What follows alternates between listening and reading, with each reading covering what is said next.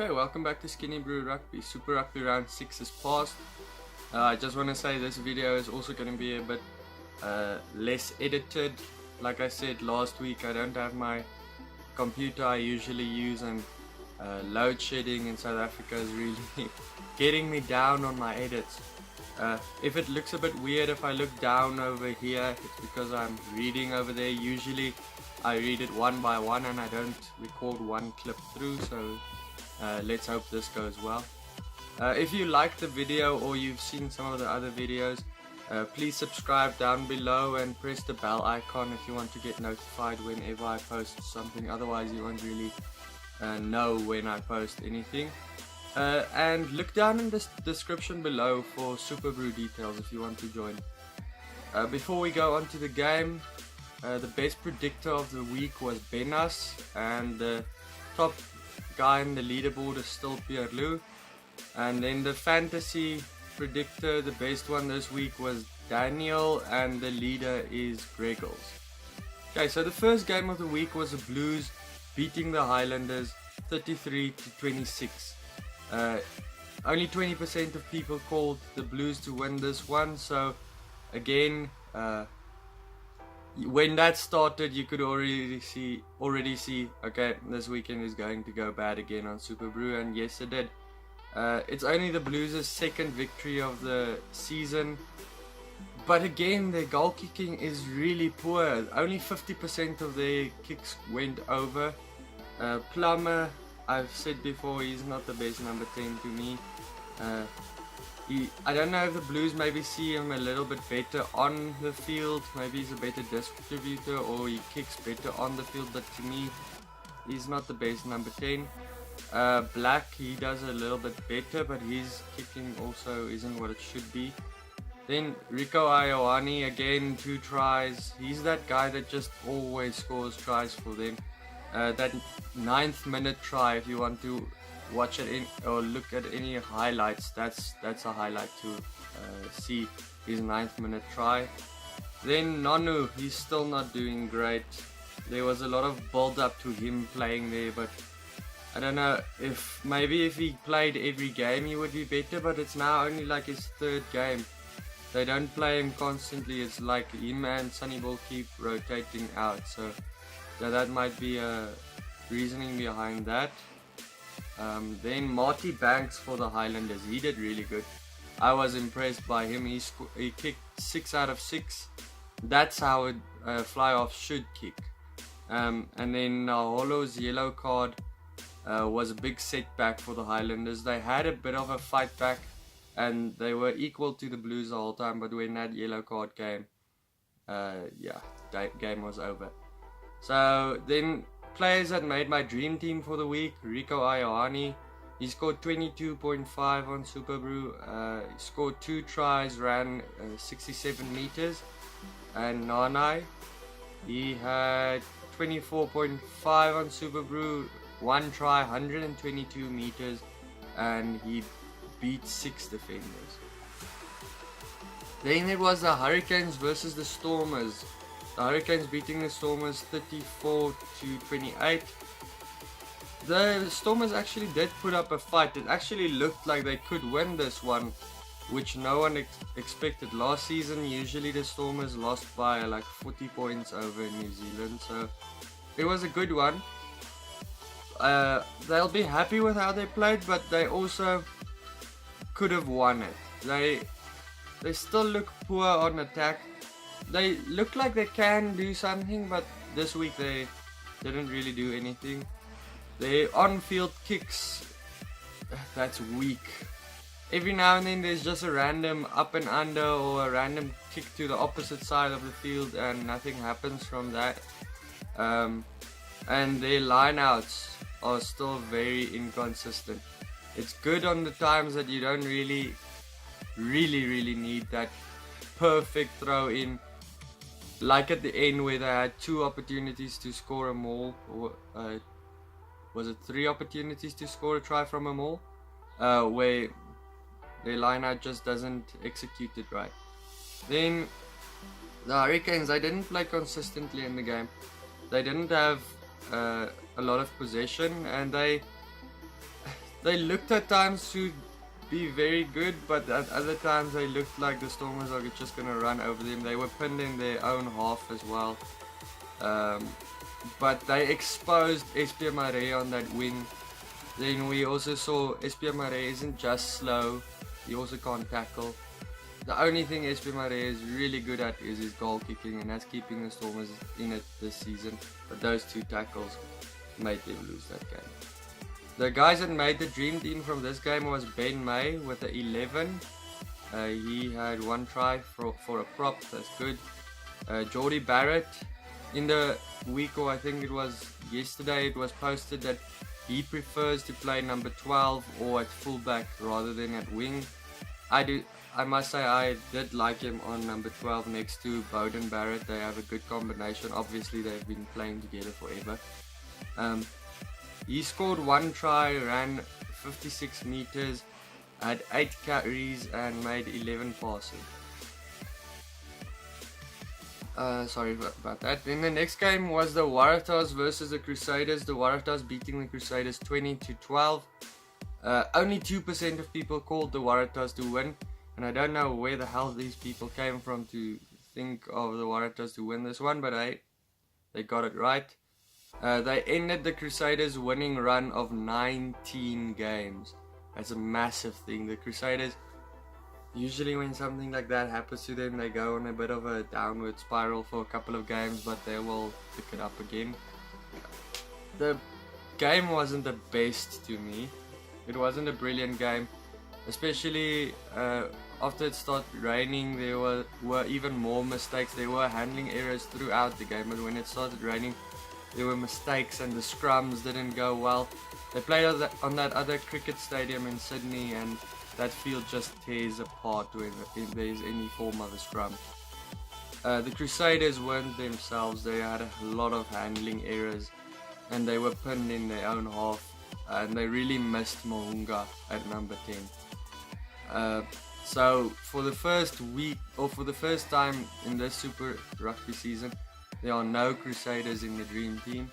Only players that made it was Holloway, the lock from the Waratahs. He got a 19 with his 1 try, according to Superbru. And then Hooper got 16.5 on Superbru with 9 carries, 3 defenders beaten, 5 passes and 22 tackles. That's why he's there. Then it was the Sunwolves going down to the Lions. The Lions winning 37-24. I don't know if the Sunwolves weren't themselves this week. Maybe because they were axed from the Super Rugby, or they heard they axed from 2021 and they won't be in the competition anymore. And there's not much to say from their performance. The only guy that really plays well for them is Hayden Parker and a few of the forwards. I'll get to that now. The Lions got the bonus point victory, which is very good for them. That made them go over the Bulls in the South African conference. And Marx, he won a lot of balls at the rucks, and that was important for them. They could get turnover possession, and the Sunwolves couldn't do anything from that. The penalty that Mahuza gave away early in the game that resulted in a penalty try and a yellow card. If you maybe want to watch any highlights, that's something to look at. Yeah, the Lions haven't had the best of discipline this year, which is weird. They are usually one of the most disciplined teams in the competition. This game was a bit better though. The players that made the dream team from that game was Malcolm Marx with a 27 on Superbru. He scored 2 tries, ran 30 meters, had 10 carries, and then he had 3 turnovers, which is key to him getting a good score. Then Warren Wasayoko, I think that's how you pronounce it, from the Sunwolves, 2 tries, 5 defenders beaten and 3 turnovers for number 8. Has very good figures. That gets him a spot on the dream team. And then Nick Groom, he got 1 try for an 18 on Superbru. Then the next game was the Bulls versus the Chiefs. The Bulls beating the Chiefs. The Chiefs beating the Bulls 56-20. Only 7% of people saw this coming. the Bulls were absolutely thrashed.